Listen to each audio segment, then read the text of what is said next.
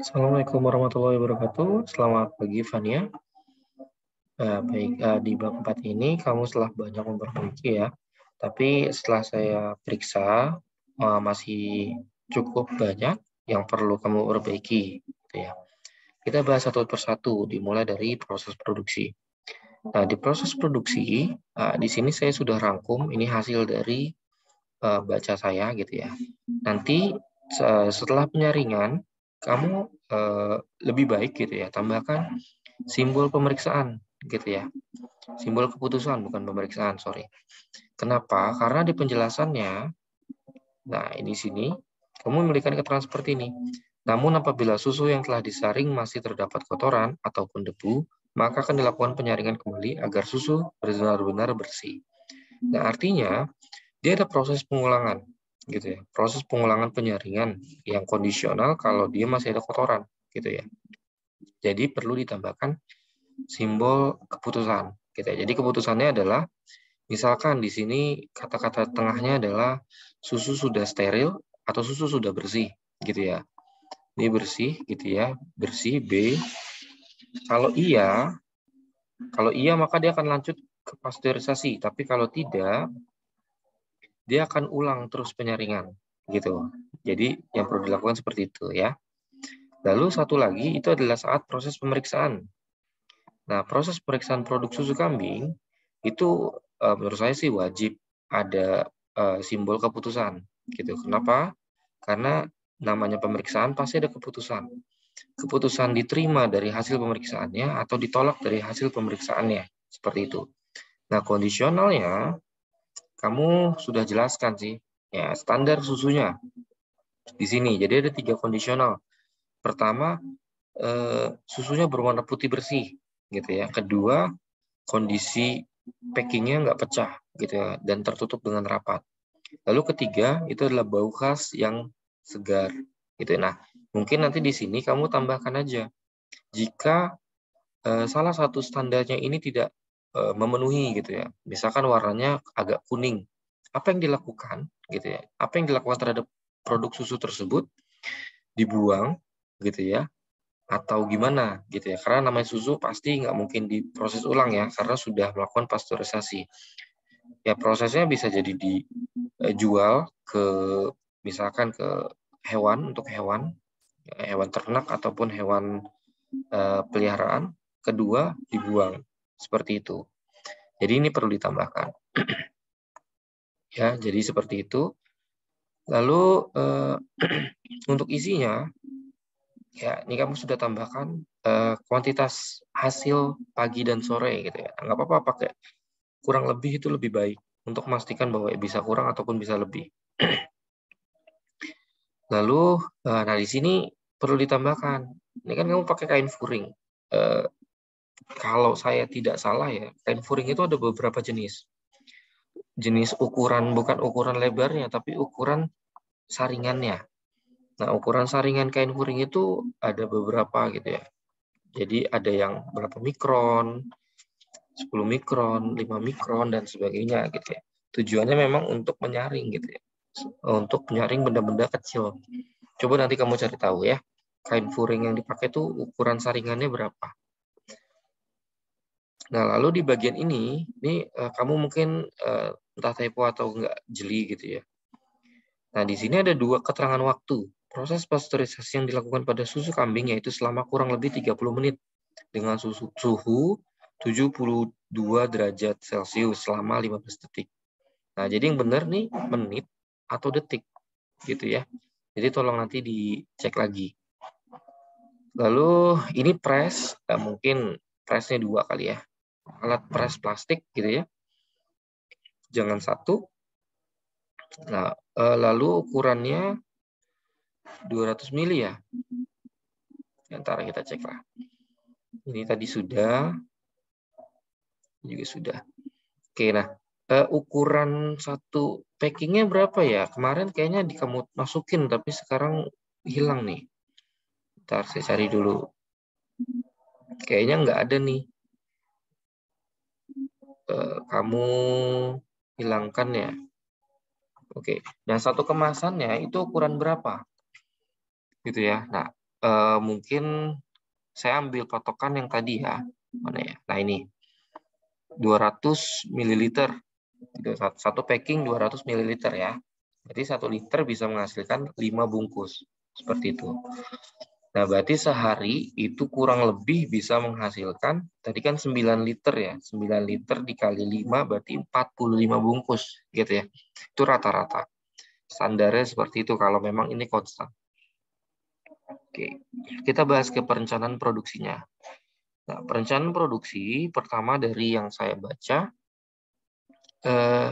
ini salah. Loopingnya bukan ke sini ya. Melanjutkan bukan di pemeriksaan. Karena dia stoknya masih ada, maka produk siap dijual dan melakukan pengiriman. Nah, berarti di sini langsung aja ke pengiriman gitu ya. Dilurusin aja tapi bukan ke pemeriksaan. Seperti itu pertama. Nah, kedua, setelah proses produksi, itu harusnya bukan langsung ke pengiriman gitu ya.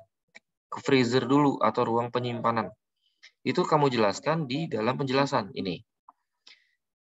Metode make to stock yang dilakukan perusahaan yaitu produk yang sudah diproduksi akan masuk ke freezer untuk disimpan, dan apabila ada pesanan produk yang akan diambil yaitu produk yang ada di freezer terlebih dahulu. Seperti itu. Nah, di sini berarti di sini freezer ya. Bukan pengiriman dulu. Nah, setelah dari freezer baru pengiriman. Seperti itu. Itu yang perlu diperbaiki. Nah, lalu untuk penjelasannya, penjelasan sudah oke. Oke, nah pertama adalah daftar peralatan. Jadi kita runutin ya. Pertama adalah pemeriksaan bahan baku. Pemeriksaan kambing yang siap perah. Gitu ya. Nah, di sini kamu menjelaskan bahan baku. Nah, ini kan apabila ya, ini ada typo. Oke. Nah, jadi boleh dijelaskan gitu ya. Di sini kan ya kamu hanya jelaskan. Nah, di sini nih, maaf saya kayak mundurin lagi. Oke, nah sini. Dalam proses perusahaan akan melakukan pemeriksaan terhadap bahan baku, yaitu pemeriksaan terhadap kambing yang siap perah. Nah, mungkin saran saya, kamu bisa jelaskan nih, kambing yang siap perah tuh ciri-cirinya apa? Kambing siap perah tuh ciri-cirinya apa? Karena itu akan memudahkan pembaca untuk mengetahui kambing siap perah itu seperti apa. Karena kan kamu di sini kan hanya menjelaskan tentang pemeriksaan kambing yang siap perah. Gitu. Nah, ciri-cirinya apa? Misalkan badannya apa gitu ya. Ya mungkin kamu bisa tanya nanti ke ownernya atau ke petugasnya di sana, mereka lebih paham. Lalu kamu menjelaskan tentang pemeriksaan peralatan yang akan digunakan. Oke. Lalu tenaga kerja. Menyiapkan tenaga kerja. Oke, pertama itu adalah daftar peralatan. Oke, nah peralatan di sini sudah cukup.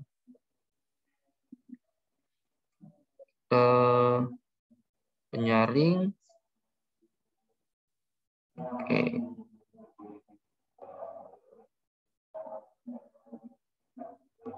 Ya, cukup. Ini masih oke.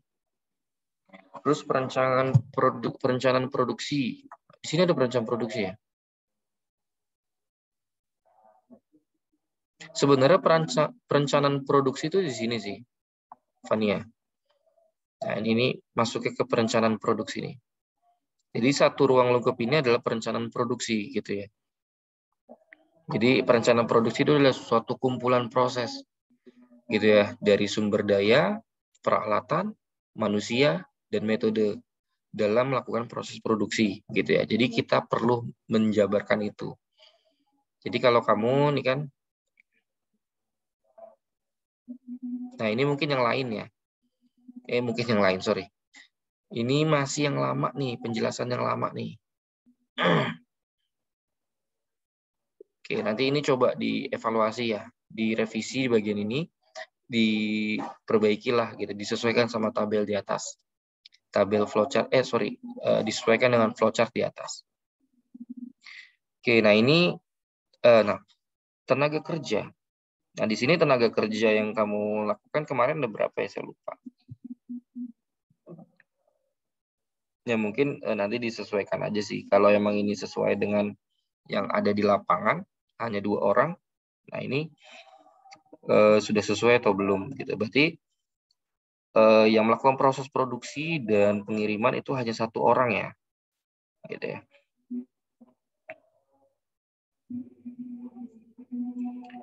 Oke, tapi selama 1 periode 1 bulan. Oke. Nah, jadi ini kan proses produksinya continuous ya. Nah, di sini yang tadi saya bilang kan kurang lebih ya, kamu bilang kurang lebih 6 pagi 6, sorenya itu adalah 3 gitu ya. Berarti kan secara ini kurang lebih 9. Nah, 9, 1 liter itu menghasilkan 5. Berarti kan dikali 5, berarti secara nggak langsung setiap harinya dia bisa memproduksi 45 bungkus gitu ya. Nah, ini masih plus minus. Ya, nah, oleh karena itu ini akan dijawab dengan ini. Kambing siap perah itu kayak gimana? Gitu. Jadi biar nanti ketahuan. Nah, di sini kan rata-ratanya ini fluktuatif. Fluktuatifnya itu lebih ke minus semua ya. Dan jauh dari target 45 gitu. Nggak pernah lebih. Tapi ini lebih ke maksimal sih. Ini maksimal. Emang lebih harusnya di bawahnya terus. Nah, di sini saya kurang paham. Tabel 4.3 ini fungsinya buat apa? Di sini kan kamu jumlah permintaan. Jumlah permintaannya 4, jumlah produksinya 38. Nah, ini hubungannya apa? Kamu buat tabel ini. Nah, saran saya, coba dibikin seperti ini.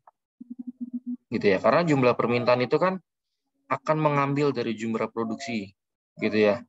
Karena kan kalau bilang ini kan 3 minggu. Ya, masa aktif dari si susunya ini. Gitu ya. Nah, jadi stok di freezer ini akan menentukan berapa jumlah stok yang ada di freezer kamu. Gitu ya. Nah, kapasitas stok freezernya pun juga harus ada. Nah, berarti freezer masukin ke sini nih. Freezer gitu ya. Freezer, terus apalagi tadi ya. Alat perah gitu ya. Ini kamu nggak ada alat perahnya kan? Oh, alat perahnya masih pakai manual ya, pakai tangan ya. Oke, sorry. Berarti lebih ke freezer aja yang perlu kamu tambahkan lagi ya. Masukin ke sini tabelnya. Oke, nah jadi ini nanti saran saya ditambahkan stok gitu ya, stok freezer. Nanti kan ini ketahuan. Stok freezer itu berapa? Dari ketika ini misalkan perhitungannya gini. Jumlah permintaan 4, jumlah produksi hari itu 38. Berarti stok freezer ada 34. Gitu ya. Lalu di sini permintaannya 24. Ini permintaan atau penjualan ya, nanti bisa di confirm, bisa dicek. Ini 24, terus ini 39. Berarti kan kurang lebih sisanya adalah 15. Nah, 15 berarti kan ditambah 34, berarti kan ada berapa tuh? Berarti ada 49. Gitu ya, 49 dan seterusnya. Sampai bawah. Seperti itu ya. Oke, baik. Itu saja Fania yang bisa saya jelaskan. Nanti bisa diperbaiki lagi. Kalau ada yang belum paham, bisa ditanyakan. Terima kasih. Saya tutup. Assalamualaikum warahmatullahi wabarakatuh.